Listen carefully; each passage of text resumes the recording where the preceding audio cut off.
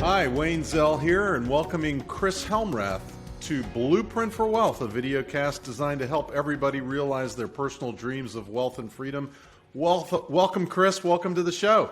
Wayne, great to see you. I wish we could be in person. I know. I kind of feel like we almost are in person, but that's the way we've been living in person for the last year or so. So we'll get used to it. Exactly. Chris is the founder and managing director of SC&H Capital, based out of Baltimore, Maryland, but with offices all around the country now. And he preaches that everything that, what we need to do should be in the client's best interest at SC&H. And the root of everything in the strategy is always exceed the client's expectations. Chris, you've been an investment banker for 35 years? Is that right? 35 years. And you specialize in different areas of investment banking, but you've built this group at SC&H from 0 to 100, from in miles per hour. How big Correct. is this group today? Well, we've got 30 people that are full-time investment bankers and doing work all around the United States. And what type of work are you doing? What industries are you working in? Well, we're really working in about 5 industries: healthcare, information technology, business services, manufacturing, and federal government contracting.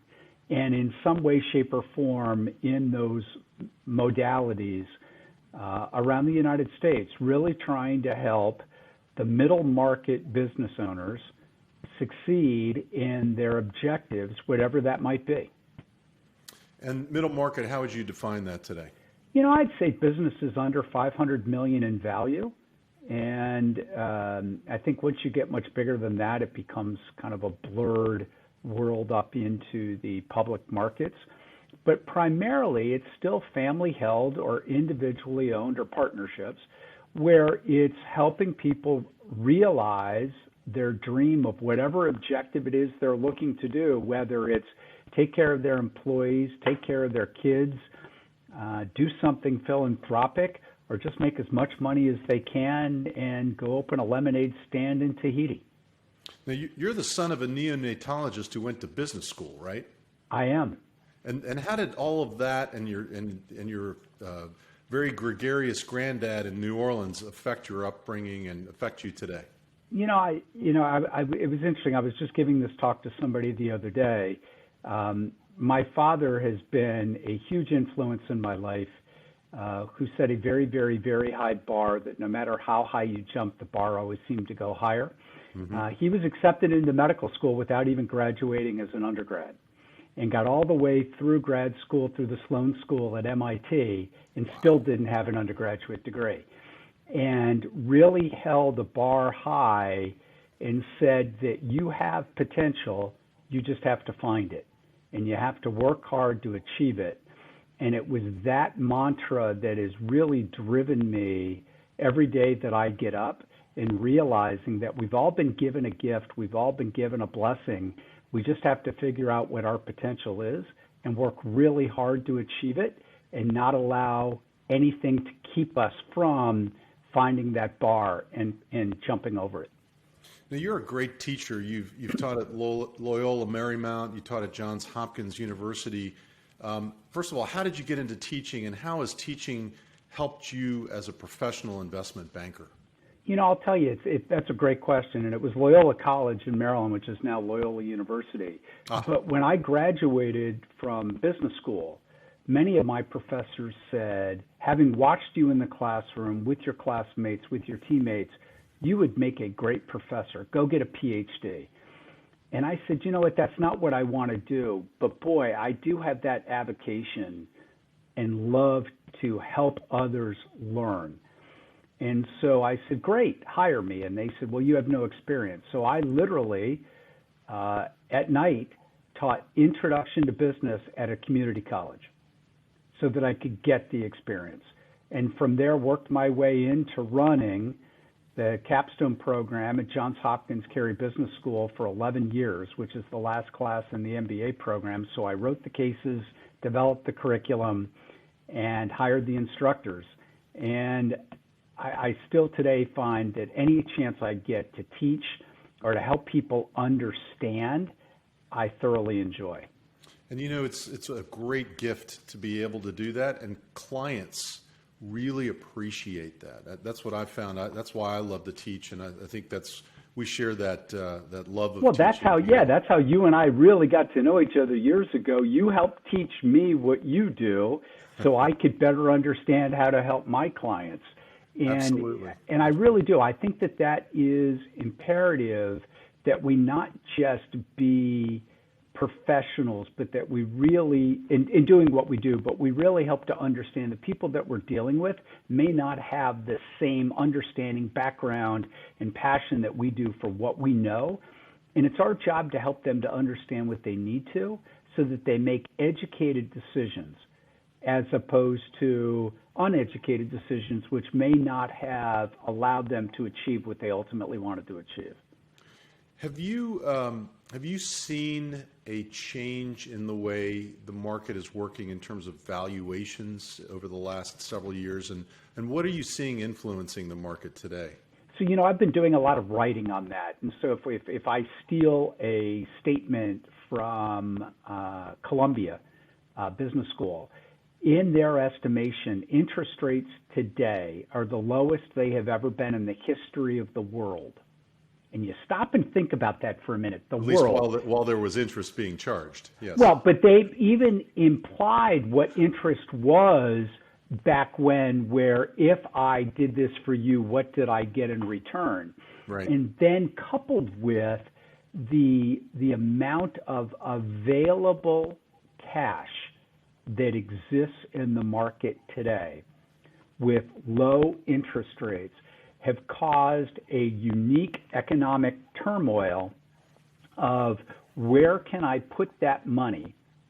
And in the seeking defined return, it's caused valuations of not only public entities, but private entities to go up, because it's the supply and demand curve of so much money, only so many assets, and how we get where we are, no different than all the inflationary discussions that are going on in the market today.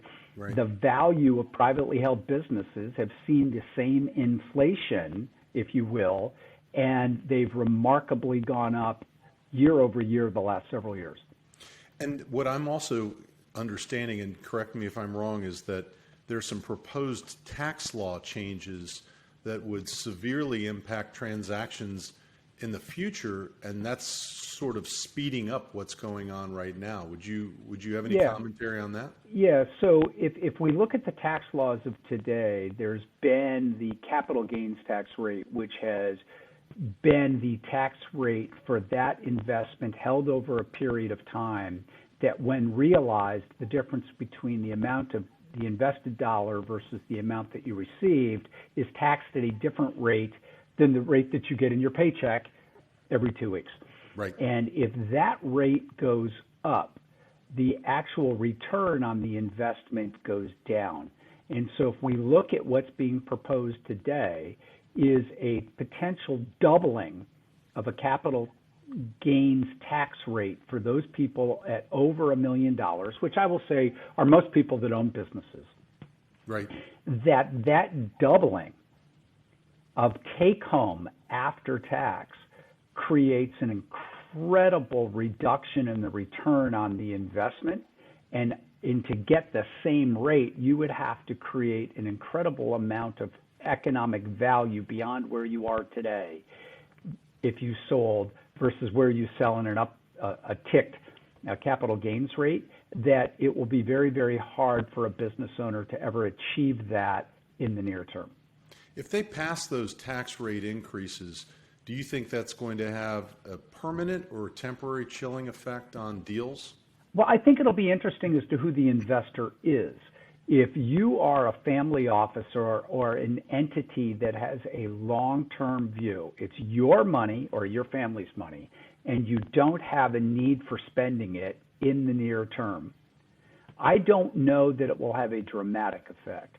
If you are a private equity group or a group that has raised money from others with the promise of a return of that money within a time frame, that time frame will make it a lot more difficult And thus, because of that, it's going to change that dynamic for those potential investors.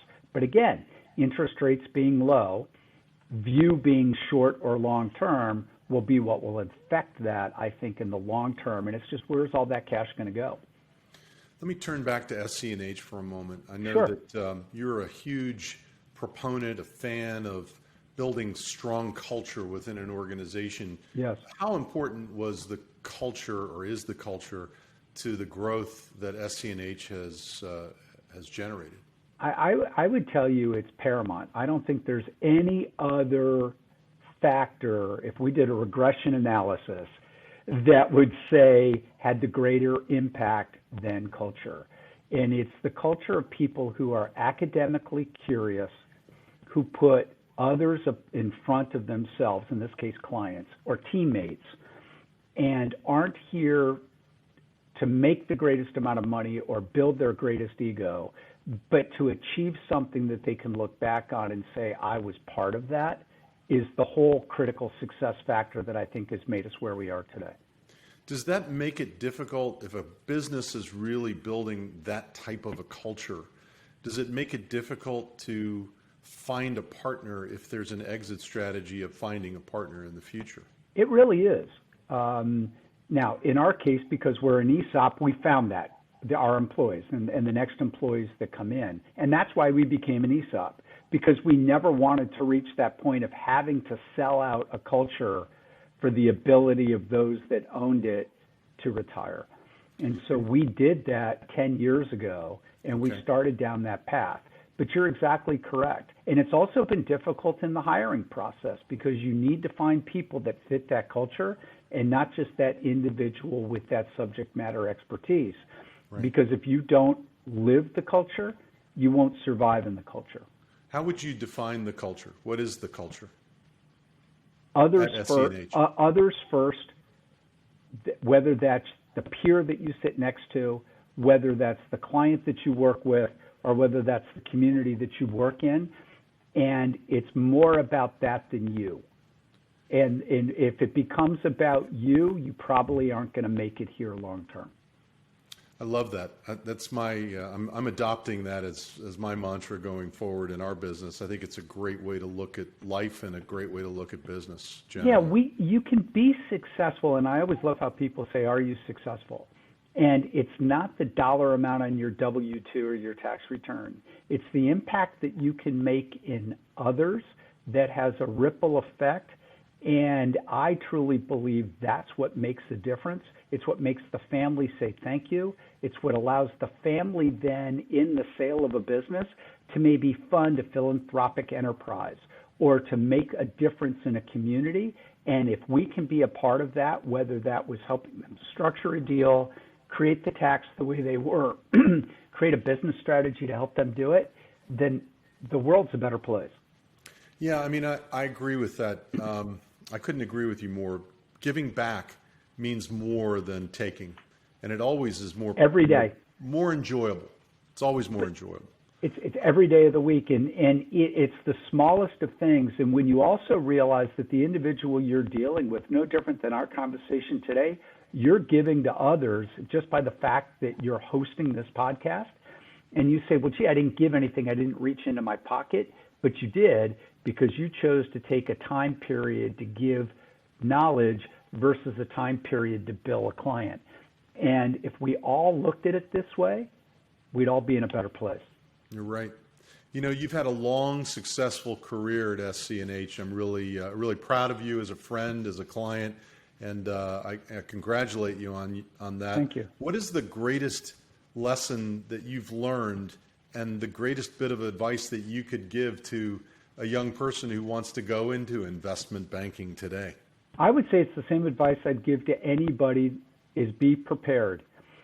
If the analogy that I tend to use is for those of us as kids that came up and were on a swim team, and you were put in a swim lane with 20 other 6-year-olds, and somebody was getting kicked and the arms were getting locked and the feet were all entangled. That's the world today. We're all put in a swim lane where we're all trying to find our way out. But if you can find a way to get all the way over to that far lane where the fastest kid is or the better swimmer is, you're the only one in that lane. And the way that you can do that is by preparing better than others and leveraging yourself. And if that means understanding your weaknesses and understanding your strengths, the preparation is helping find a way to overcome that weakness, whatever that might have to be. It might mean getting up an hour earlier and reading something to be ready. It might mean reaching out to somebody and asking for advice. It might mean having to read more than the next person. But if you do that every single day and make that a mantra for yourself, you'll finally find yourself in that far lane. Nobody else will be with you. You won't get kicked, and you'll actually enjoy the swim. It's like the men's 400 relay that was in lane 1 and set the world record, right? It's exactly right. And it's all things that we can control. And I'll be the first one to say, I am never the smartest person in the room, but rarely am I out hustled. Rarely am I outworked, and rarely am I outdone. I might not be the smartest, but I'll out hustle you. Well, Chris, we've been talking with Chris Helmrath of SC&H, and Chris, we really appreciate you taking the time out from your busy schedule to appear as a special guest on Blueprint for Wealth today. Thank you, Wayne. I really appreciate it, and I hope I've been of value to others. I know you have, and you always will be, and that's your mantra, and that's what makes you such a valuable person in my life. So thank you for that. Stay healthy, stay well. All right, you too. We've been talking with Chris Helmrath of SC&H, and thanks for listening to Blueprint for Wealth today. Join us next time for a special guest and special topic. Have a great week.